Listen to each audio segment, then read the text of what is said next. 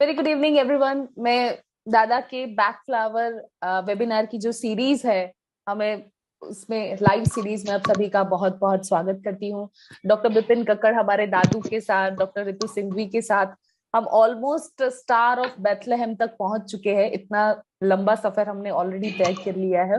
और आज की जो मेडिसिन है वो हम सब की पर्सनल फेवरेट मेडिसिन है, बिकॉज वो आपके डे टू डे लाइफ में यूज हो सकते हैं। अगर आप थेरेपिस्ट हो, आप डॉक्टर हो, तो आपके कई केसेस में सिर्फ स्टार ऑफ बेथलेहेम से देने से आपको काफी ज्यादा रिजल्ट अच्छे मिलेंगे। आज दादा, डॉक्टर रितु और हम आपको बताएंगे कि आप इसको कैसे यूज कर सकते हैं। सो पे अटेंशन। दादा स्टार्ट कीजिए। स्टार ऑफ बेथलेहम का मतलब क्या होता है? झटका, शॉक। तो जोर का झटका धीरे से लगे, वो कोई कोल्ड ड्रिंक में आता है, हम यहाँ उसको स्टार ऑफ बेथलेहम में कन्वर्ट करते हैं कि जब भी कोई शॉक लगता है और हम स्टार ऑफ बेथलेहम लेते हैं ना, तो वो जो झटका हमें लगता है ना, वो थोड़ा डाउन हो जाता है, या यूं कहो तो काफी हद तक डाउन हो जाता है। ये झटका शॉक क्या होता है? ये शारीरिक भी हो सकता है या तो मानसिक भी हो सकता है। हम शौक को लेके बड़ी बड़ी घटना है ही सोचते हैं कि ये हुआ था, किसी की डेथ हो गई थी, लव ब्रेक हो गया था, किसी ने गद्दारी की थी, किसी ने बिजनेस में धोखा दिया था, ये सोचते हैं। बट स्टार ऑफ बेथलेहम को हम कहाँ कहाँ सोच सकते हैं। हमको डेली की लाइफ में कभी ना कभी कहीं ना कहीं जरा सा झटका तो लगता ही है। मुझे बराबर का याद है, आज से बहुत सालों पहले, जब मैं 10 इयर्स का था, तब मेरे साथ स्कूल में एक पंजाब की कुड़ी पढ़ती थी जिसके पापा रेलवे में स्टेशन मास्टर थे। तो जब गवर्नमेंट जॉब होती है तो ट्रांसफर तो होना ही था, तो उसकी ट्रांसफर हो गई और नेक्स्ट वीक वो लोग दूसरे सिटी में चले गए। बट वो लड़की आज भी मुझे याद है। क्यों याद है? क्या वो एज में लव था? नहीं। तो फिर वो एक झटका लगा था कि वो मेरी फ्रेंड थी, वो चली गई। ये भी शौक है। ऐसे छोटे छोटे शौक, मोस्टली स्टार ऑफ बेथलेहम का शौक ऐसा होता है, ज्यादातर जो देखने से लगता है या तो सुनने से लगता है। रॉकरोज में भी है, बट रॉकरोज का शौक है ना, वो टेरर टाइप का है। जब स्टार ऑफ बेथलेहम का शौक हर किस्म का शौक हो सकता है। आपने हाउस चेंज किया, आप बोलते हैं नहीं भाई कोई हमें झटका नहीं लगा, बट झटका लगता है, हमें शौक लगता है। जहाँ इतने सालों तक रहे उस घर को हमने छोड़ा, बाहर से हमें झटका नहीं लगता, बट हमारे माइंड को झटका लगता है जब हमारे घर के किसी लड़के को हम आउट ऑफ सिटी दूसरे शहर में पढ़ने को भेजते हैं, तो हमारा जो पेट डॉग है वो उसको ढूंढता रहता है कि ये कहाँ गया। उसकी समझ में ये तो नहीं आएगा कि ये पढ़ने के लिए गया, उसको भी झटका लगता है कि ये कहाँ चला गया। ऐसे ये जो सब शौक होते हैं ना, वो स्टार ऑफ बेथलेहम के शौक कहे जाते हैं। किसी भी दुर्घटना, अकस्मात, एक्सीडेंट को आप जब देखते हो और जो आपकी मानसिक हालात होती है, वो भी झटका है। ये शौक जरूरी नहीं कि उसी टाइम पे आपके बॉडी पे कोई इफेक्ट करे। कुछ दिनों के बाद भी असर करता है, कुछ महीनों के बाद भी असर करता है, या तो कुछ सालों के बाद भी ये अपना असर दिखाता है। मेरे फाइल में बहुत से ऐसे पेशेंट हैं कि जिसकी पास्ट हिस्ट्री में शौक था और वो उसका पेन स्टार ऑफ बेथलेहेम को देने के बाद ही दूर हुआ था। ओके, यहाँ मैं आप दोनों को इनवाइट करूंगा क्योंकि ये स्टार ऑफ बेथलेहेम जो है वो डॉक्टर सोनल मैडम की फेवरेट रेमेडी है। तो आज सबसे ज्यादा डॉक्टर सोनल मैडम ही हमको समझाएंगे। Thank you. Yes, ma'am. So much, दादा। Thank you doctor Ritu ma'am. Actually दादा ने जो बताया है वो एक एसेंस है उसका, कि स्टार ऑफ बेथलेहम एग्जैक्टली हम कहाँ यूज कर सकते हैं। मैम कहीं से आवाज आ रही है। नहीं, वो शायद मंदिर से आ रही है। मैं एक सेकंड। हाँ अच्छा ठीक, कोई हाँ, बात नहीं। बोलिए बोलिए। तो देखिए, स्टार ऑफ बेथलेहम जैसे दादा ने बताया कि लाइफ में शॉक, शॉक मेंटली भी हो सकता है, शॉक फिजिकली भी हो सकता है। दोनों तरह के शॉक, वो चीज, वो झटका आपको खुद को लग सकता है या फिर किसी और को लगा और आपने देखा, आपने महसूस किया उसके साथ। और हमारी जो रेस्क्यू रेमेडी है उसके 5 टॉप एसेंस में स्टार ऑफ बेथलेहम भी एक एसेंस है, क्योंकि वो एक इमरजेंसी की मेडिसिन है। सो फिजिकल शॉक से ज्यादा हम जहां पे वापरते हैं वो मेंटल शॉक है। देखिए, जैसे दादा ने आपको सिचुएशन डिस्क्राइब की है कि कौन कौन सी सिचुएशन में हम ये यूज कर सकते हैं। अभी जो स्टार ऑफ बेथलेहम जो पर्सनालिटी होती है उसके 2 मेन कैरेक्टर होते हैं। फर्स्ट, वो जो पेशेंट होता है, those person are extremely sensitive. आपको लगता है कि सबकी लाइफ में कभी ना कभी धोखा हुआ है, सबकी लाइफ में कहीं ना कहीं एक्सीडेंट्स हुए हैं, तो क्यों कुछ लोगों को ज्यादा उसका झटका या आघात या शॉक लगता है कंपेयर टू अदर पर्सन। अगर 5 लोग अगर कार एक्सीडेंट का एक्सपीरियंस किया है उनके साथ, नियर डेथ एक्सपीरियंस, तो उसमें से एक ही पर्सन को क्यों इतना झटका लगा है, बाकी के चारों को क्यों नहीं? Because that person is truly sensitive. सभी जगह आपने बोलते कि ये बहुत सेंसिटिव, इसको छोटी छोटी बात बहुत लग जाती है, जल्दी डर जाता है, सेंसिटिव। दूसरी, स्टार ऑफ बेथलेहम लोगों की मेमोरी जो होती है वो काफी शार्प होती है, काफी अच्छी होती है, इसके लिए बार बार जो इंसान भूल नहीं सकता उसको वो शौक याद रहता है। एक और चीज, जरूरी नहीं है कि वो शौक अभी का हो, आपको शायद 2 महीने पहले का हो, उसके आफ्टर इफेक्ट शायद सालों बाद भी आपको दिख सकते हैं। वो है स्टार ऑफ बेथलेहम। दादा ने बताया कि आपका पास्ट लव ब्रेक हुआ हो, आपके साथ धोखा किया आपके बेस्ट फ्रेंड ने, आपके घर घर के लोगों ने, भाई भाई के बीच में अगर कुछ इश्यूज हुए हैं, छोटे बच्चों को स्कूल्स में बुली किया गया है, या तो अभी तो जैसे कॉलेजियंस हैं उनके भी साथ जब वो बाहर रहने जाते हैं तो हॉस्टल्स में उनके साथ जैसे कास्टिज्म के रिलेटेड है या आउट ऑफ जेलेसी उनको परेशान किया जाता है, मारा जाता है। जैसे मेडिकल कॉलेजेस में काफी ज्यादा बुली किया जाता है, आपको मॉर्ग में भेज देते हैं, आपके साथ बुरा बर्ताव करते हैं। तो मेरे पास ऐसे बहुत पेशेंट है, काफी स्टूडेंट्स जिसके साथ कॉलेज में इतनी गंदी उनसे बिहेव, मतलब इतना गंदा उनका एक्सपीरियंस रहा है कि अभी जब वो प्रैक्टिस करने आ रहे हैं तो वो खुल के प्रैक्टिस नहीं कर पा रहे हैं, उनको नाइटमेयर्स।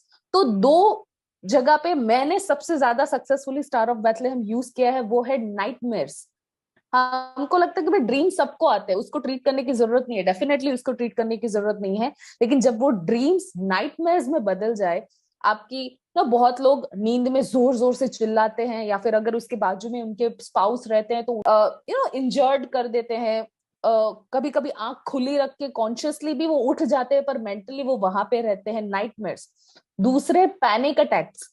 जो आपके पेशेंट है पैनिक अटैक्स के, जो आपको सामने उसको रोक्रोज दिख रहा है, आप रोक्रोज उसको दे भी रहे हो, पर अगर आपको सक्सेसफुल रिजल्ट नहीं मिल रहा है, then start with the star of Bethlehem first, उसकी लिंक तोड़ो बाद में और फिर उसको रोक्रोज दो।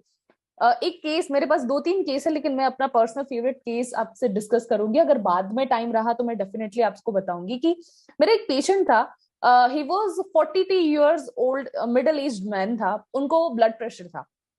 तो ठीक है, कोई प्रॉब्लम नहीं था। ब्लड प्रेशर के लिए वो नहीं आए थे, उनकी वाइफ मेरे पास आई थी, तो मैंने ब्लड प्रेशर की कुछ हिस्ट्री निकाली, सच कुछ मिला नहीं। फिर उन्होंने बताया कि हम सूरत में रहते थे, जब 2001 में जहाँ पे वो भूकंप आया था, अर्थक्वेक आया था, तो सूरत में ना बहुत बड़ी बिल्डिंग्स हैं, तो बहुत सारे मेजोरिटी लोग बिल्डिंग्स में रहते, तो कि वो वहां पे 11th फ्लोर पे काम कर रहे थे, और तभी एकदम से भूकंप आया और उसने देखा वो चीज।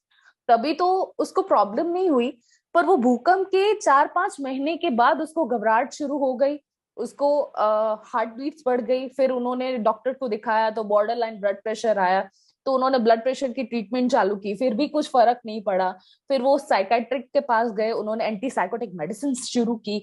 आज इतने साल हो चुके हैं, पर वो जो चीज है वो बढ़ती ही जा रही है। इवन कोविड की ड्यूरिंग इतनी बढ़ गई है कि वो इंसान 2nd फ्लोर पे जा नहीं सकता, वो लिफ्ट यूज नहीं कर सकता, वो बाइक तक नहीं चला सकता, इतनी हाइट भी, बैलेंसिंग कोई भी एक्ट है वो नहीं कर सकता। अगर आपका घर फर्स्ट फ्लोर पे है तो वो इंसान अवॉइड करेगा, क्राउड में नहीं जाएगा, लिफ्ट यूज नहीं करेगा, और इवन बाइक भी नहीं चला सकता। जब कोविड के ड्यूरिंग बहुत सारी एम्बुलेंस की आवाज आई थी तो उसके पैनिक अटैक्स बढ़ गए, जो कभी साल में एक आध बार उसको प्रॉब्लम्स हो रही थी, अभी एवरी वीक शुरू हो गई है। तो फिर मैंने उसकी ट्रीटमेंट शुरू की स्टार ऑफ बेथलेहेम से। स्टार ऑफ बेथलेहेम के बाद मैंने उसको वॉलेट, डेफिनेटली मैंने होम्योपैथिक मेडिसिन, एंटीमाइजमेटिक मेडिसिन प्लस हमारी एकोनाइट है जो बेसिक इंडिकेटिक मेडिसिन है, उसके साथ मैंने ये मेडिसिन दी, और फिर रोक रोज के जाके उसके पैनिक अटैक्स हमने बंद करवा दिए। अभी मैं ये नहीं बोल रही हूँ कि वो 10 माले चढ़ रहा है, नहीं, पर कभी कभार अगर उसको कहीं जाना है तो he'll be able to do it। उसके पैनिक अटैक्स बिल्कुल भी नहीं है। अभी मैं उसके इंसोम्निया पे वर्क कर रही हूँ। तो जब भी आपको कोई फियर पे वर्क करना है जो पहले नहीं था, अभी फियर आया है, तो कहीं ना कहीं पास्ट में शॉकिंग हिस्ट्री रही है, तो स्टार ऑफ बेथलेहेम से बिना क्लियर किए आपकी रीसेंट नाइटमेयर्स, आपके रीसेंट पैनिक अटैक्स नहीं जाएंगे। तो कभी कभी कोई लोग एकदम से चिड़चिड़े होते हैं बहुत ज्यादा कि भाई पहले तो उसका स्वभाव ऐसा नहीं था, अभी क्यों हो गया, कि भाई पास्ट में ये सब हुआ है, जॉब लॉस हुई है, अभी उसने पैसे गवा दिए हैं।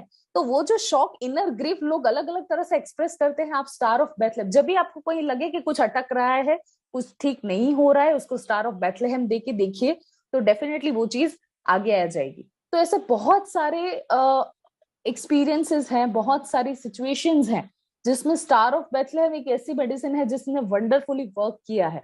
सो अगर आप उसको एक बार समझ ले और एक आपकी डे टू डे प्रैक्टिस में यूज करने लगे, तो आपको जो कुछ भी ब्लॉकेजेस है जो आपको नहीं दिख रहे हैं, वो डेफिनेटली क्योर होना शुरू हो जाएंगे। Thank you so much everyone, this will be all. Time रहेगा तो मैं कुछ चीजें शेयर करूंगी दादा की परमिशन से। From now doctor Ritu. Thank you so much doctor Sonal. Okay, it was such a wonderful thing. Since उससे पता चल ही गया था कि ये आपकी फेवरेट मेडिसिन है, रेमेडी है rather.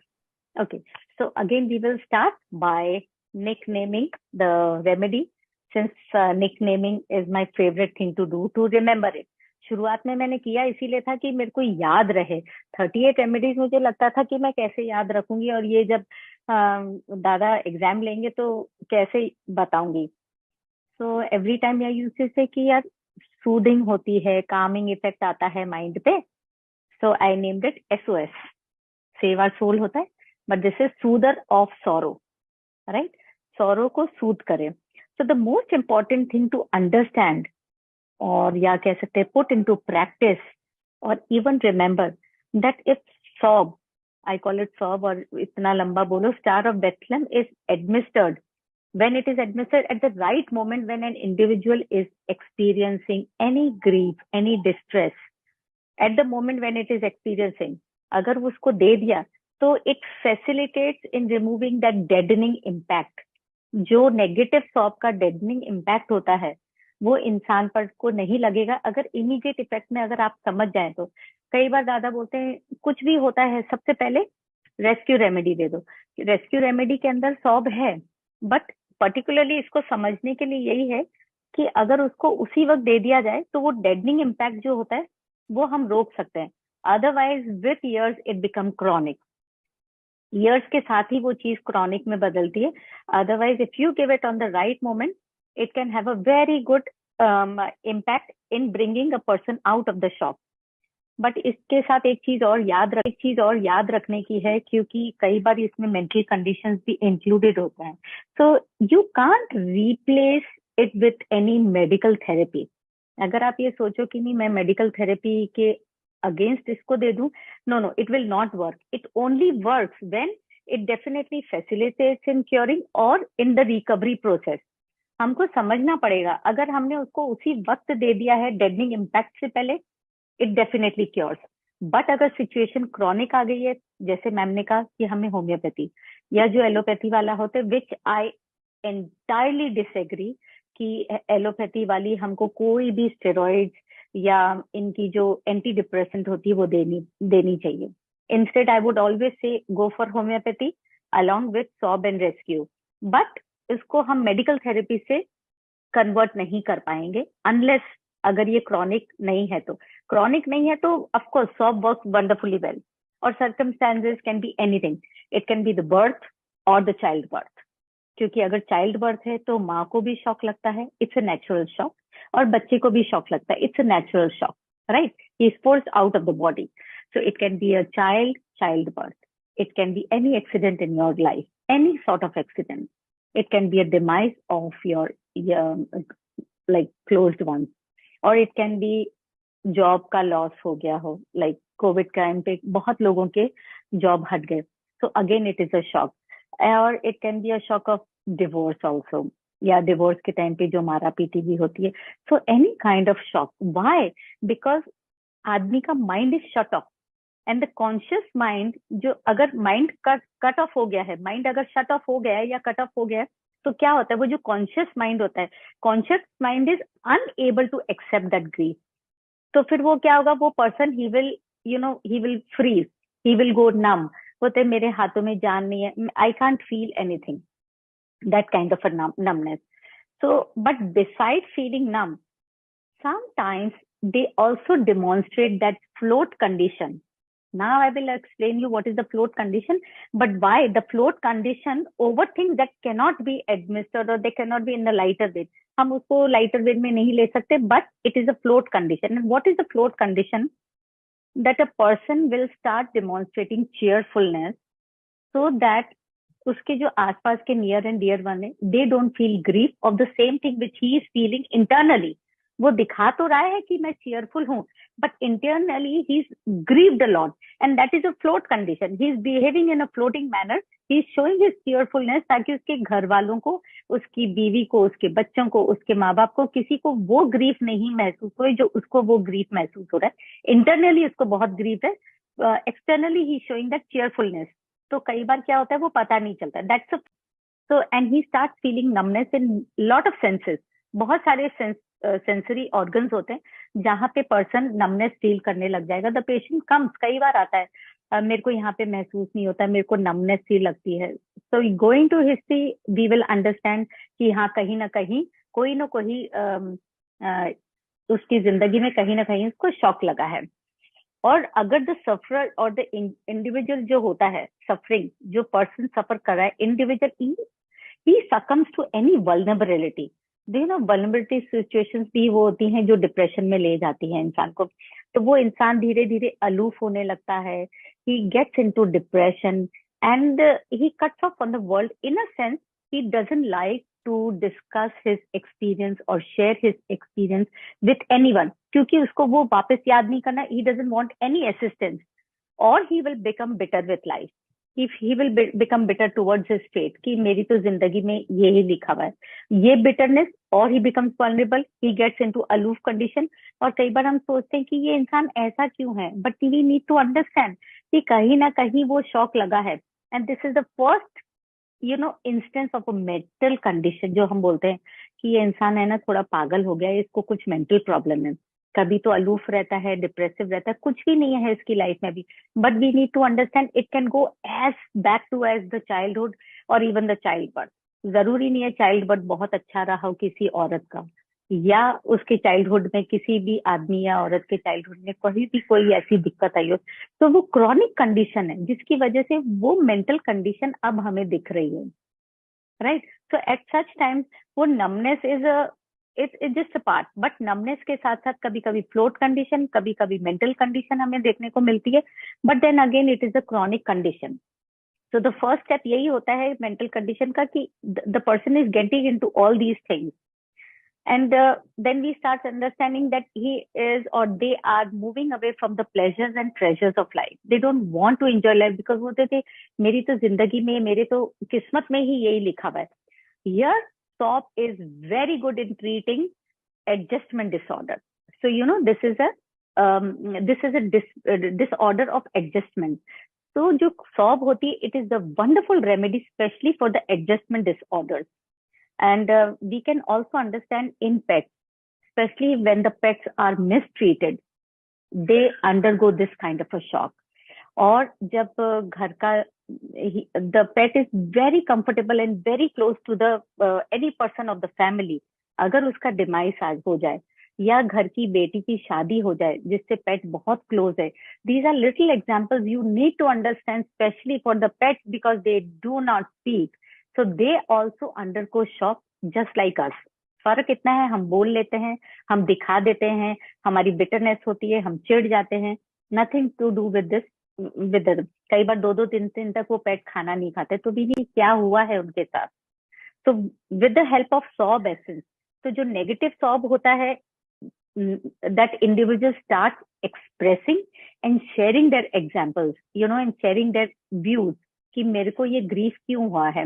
And then the mind starts little opening up, and there is a balance between the mind and the physical traits of whatever he is feeling of grief. क्योंकि अभी हमने बात की थी कि सब इंडिविजुअल जो नेगेटिव होता है तो माइंड शट हो जाता है, एंड द नेगेटिव माइंड जब शट हो जाता है तो सब essence it helps in bringing back that mind in view, in a sense that the person starts sharing the experience. या फिर वो बहुत जोर जोर से रोने लग जाएंगे, तो इस तरीके से वो ग्रीव जाता है, वो शॉक जाता है. कई बार हम पेशेंट को बोलते हैं, दादा कई बार बोलते हैं, पेशेंट थोड़ा सा रोने सा लगता है, दादा बोलते हैं 2 मिनट आप पहले जितना रोना है रो लो, और जितनी आवाज करके रोना है रो लो, हम आप शांति से बैठे हैं. And eventually this happens. दादा जब बोलते हैं, वो पेशेंट कई बार इतनी जोर से रोता है, मुझे घड़ी देखनी पड़ती है कई बार कि भाई 3 मिनट हो गए, इसको रोके कहीं इसकी सांस ही नहीं अटक जाए. बट उसके बाद जब पेशेंट बोलने लगता है तो वो अपने वहां पे भी कई बार क्या होता है, सौंप दे देते हैं पेशेंट को और उसको साइड में बिठा देते हैं.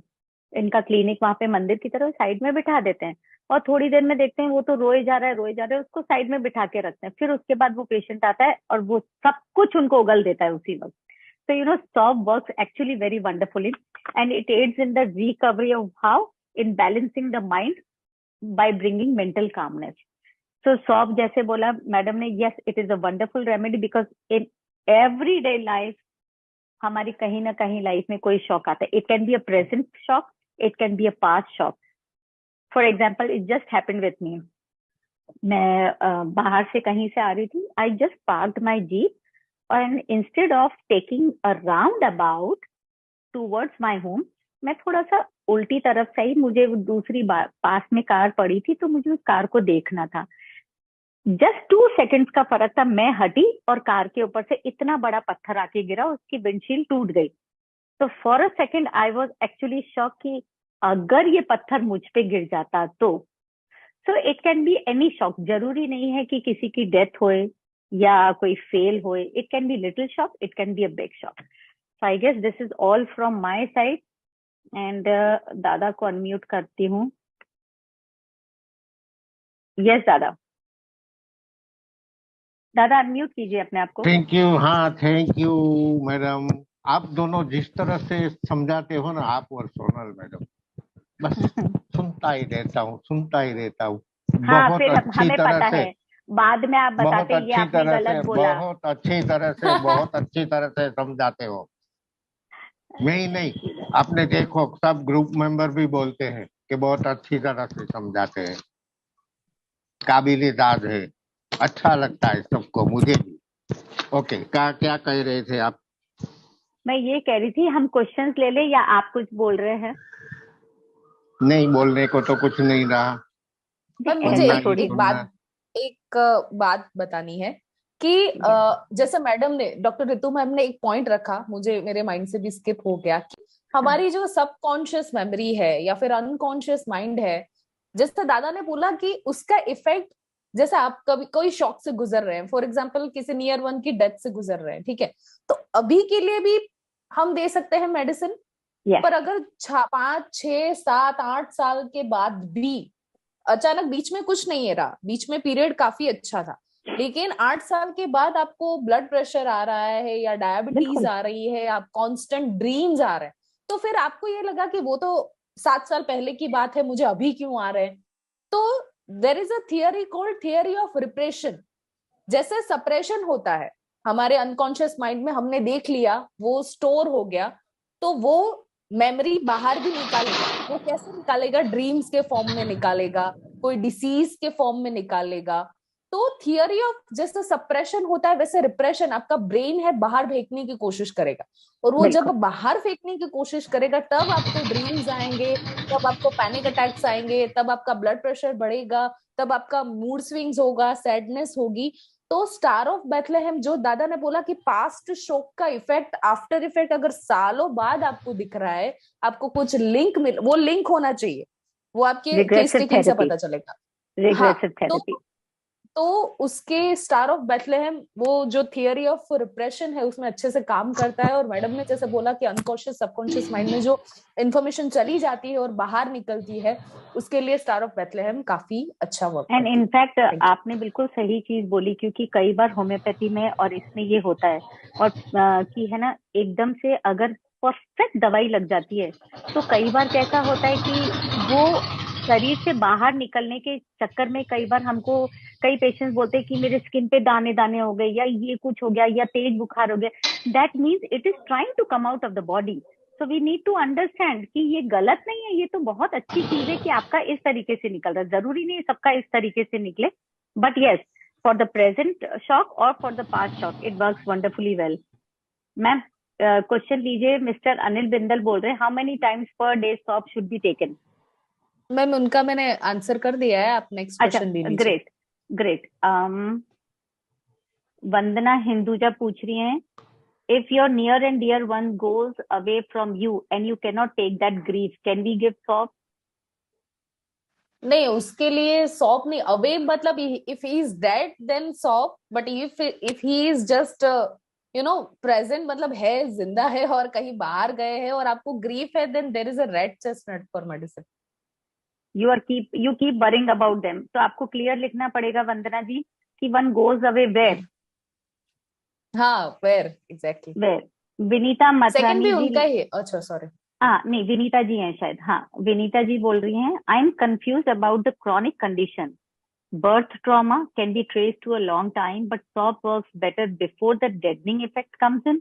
Please clear my doubt here. Yes, Vinita ji. deadening effect मतलब deadening impact जो आता है शॉक के साथ, जो मैंने इनको अभी बोला था कि क्रॉनिक सिचुएशन से पहले, जैसे प्रेजेंट शॉक है कोई, तो डेडनिंग इम्पैक्ट जैसी आए उससे पहले ही। फॉर एग्जाम्पल अभी है ना, वो पत्थर गिरा था, तो मेरे को 1 सेकंड गया, तो मैंने आते से ही रेस्क्यू रेमेडी ले ली कि मुझे क्लास भी लेनी है, क्योंकि एक्चुअली वो मेरे बिल्कुल पास से आके पत्थर गिरा था कार के ऊपर। तो वो डेडनिंग इम्पैक्ट आए उससे पहले आप सॉप दे देंगे तो कोई दिक्कत नहीं है मैडम। लेकिन अगर वो क्रॉनिक कंडीशन में चला गया, if it is a long past, child birth itself is a shock, और जिसके बच्चा हो रहा है, जो बच्चा दे रही है माँ, या जो बच्चा हुआ है, दोनों के लिए शॉक है। लेकिन अगर क्रॉनिक कंडीशन हो जाती है तो उसके साथ सॉप के साथ homeopathy and lot of things have to be given, because you can't convert it into a medical therapy, right. तो उसके साथ आपको और भी चीजें देनी होंगी। तो आपका कंफ्यूजन क्या है कि chronic condition birth trauma can be traced in a long time but shop works better. नहीं मैम, सॉप तो सबके भी 100 भी है ना, वो ट्रॉमा में चेंज हो गया, लेकिन जरूरी नहीं है कि वो प्रेजेंट, वो पास्ट शॉक भी तो वापस आ ही रहा है। तो it is better given in that condition also. आज का जूम हमारा 30 मिनट का है, 40 मिनट का? दादा अभी हमारे पास 4 मिनट हैं। हाँ, तो सबसे पहले बता दूं, नेक्स्ट संडे का हमारा जूम कैंसल रहेगा, क्योंकि हम तीनों यहाँ राजकोट में होंगे, बिजी होंगे। नेक्स्ट संडे और दिसंबर, ठीक है। दूसरा, और हर वक्त सब लोग क्वेश्चन करते हैं, आज मैं आप दोनों को क्वेश्चन करूंगा कि 2 महीने पहले की बात है। मैं क्लियर कट नहीं बताऊंगा, इंडिकेट नहीं करूंगा, बट आप दोनों में से किसी एक ने मेरे साथ बोलना बंद कर दिया क्या? क्यों बंद कर दिया था आज तक मुझे पता नहीं। तो यहाँ मुझे स्टार ऑफ बेथलेहेम लेनी चाहिए या नहीं? हाँ, जब आपको नहीं पता, नहीं ले लेनी चाहिए थी, आपको ले लेनी चाहिए। क्यों? क्योंकि हम दोनों आपको बहुत प्रिय हैं, आपको शौक लगा था कि क्यों बंद कर दिया बात करना। अच्छा, ये बात है, ओके चलो। मैं तो ऐसे ही देखूंगी कि हम दोनों प्रिय हैं आपको, तो आपको शौक लगा कि क्यों बंद किया। अब पता नहीं, ना तो उन्होंने बंद किया था ना मैंने बंद किया, आपने नाम क्यों लिया? नहीं, मैंने ना किसी का नाम नहीं लिया, किसने बंद किया था? न तो आपका न तो सोनल मैडम का। हो सकता है ये हवाई महल भी हो सकता है। हाँ हाँ, तो उसमें तो अगर हवा महल भी है तो भी ले लीजिएगा। मैम दूसरा क्वेश्चन अच्छा, लीजिए ना प्लीज। बनवाने गए थे तुम शायद लोग? Okay, कोई क्वेश्चन if है you नहीं want अभी। to, if you want to unmute, anybody wants to unmute and ask, please do that. वो यहीं हो अगर जाएगा तो कितना पैसा क्वेश्चंस है लिया? तो फिर हम रिजॉइन करेंगे, नहीं तो नहीं करेंगे। No, we are not नहीं, going to no rejoin. Rejoin, no rejoin.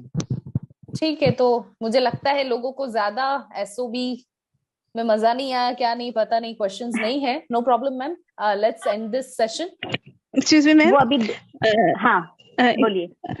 Doctor Shabnam here. मुझे ये बताइए कि अगर किसी के पेरेंट की डेथ हो जाती है बहुत बचपन में, तो बाद में वो फैमिली लाइफ में आता है और फिर अपने बच्चों के साथ बहुत ज्यादा तो क्या हो स्थिति जाता है, तो क्या ऐसी सूरत में पेरेंट उसको एसओबी देनी चाहिए? क्योंकि ये मैम चाइल्डहुड ट्रॉमा या शॉक होगा। नहीं, एक्चुअली देखिए, दो तरह के लोग होते हैं। किसी को, मैंने बोला ना, जो पेशेंट ज्यादा सेंसिटिव होता है, तो उसको अगर आफ्टर लाइफ में अभी वो बहुत खुश है, पेरेंट्स की डेथ हो गई, लेकिन अभी वो उसको ज्यादा रिग्रेट नहीं कर रहा है, he is happy with his life, उसको कोई इश्यूज नहीं है, तो अभी स्टार ऑफ बेथलेहेम की जरूरत नहीं है। पर नहीं अगर वो बोल रहे, जी प्लीज बोलिए। हाँ जी बोलिए प्लीज। ना, जैसे आपने बोला हाँ जी। आफ्टर वो खुश है, लाइफ में आ चुका है, उसकी अपनी दुनिया है, तो क्या उसको देना चाहिए? तो वो आप उसको पूछिए। अगर उसकी हिस्ट्री में मिलता है कि, देखिए, some people are okay with, देखिए this is the topic of acceptance. जिसने एक्सेप्ट कर लिया है फेट कि ओके मेरे पेरेंट्स की डेथ हो चुकी है, आई अंडरस्टैंड, होता है थोड़े टाइम के लिए, नाउ ही हैज एक्सेप्टेड, आगे जाके उसको कोई प्रॉब्लम नहीं है। लेकिन कुछ कुछ लोग हैं जो एक्सेप्ट नहीं कर पाते, ऐसा कैसे हो गया, ऐसा कैसे हो गया, ऐसा कैसे हो गया। अगर ऐसे 7 साल भी ऐसा चल रहा है कि यार ऐसे कैसे हो गया, मेरे साथ ऐसा कैसे हो गया, तो फिर आप स्टार ऑफ बेथलेहेम दे सकते हो। यस पर some people are okay with it, accepted. और ये कि 7-7 10-10 साल हो जाते हैं पेरेंट्स को, सपोज अगर डेथ हुए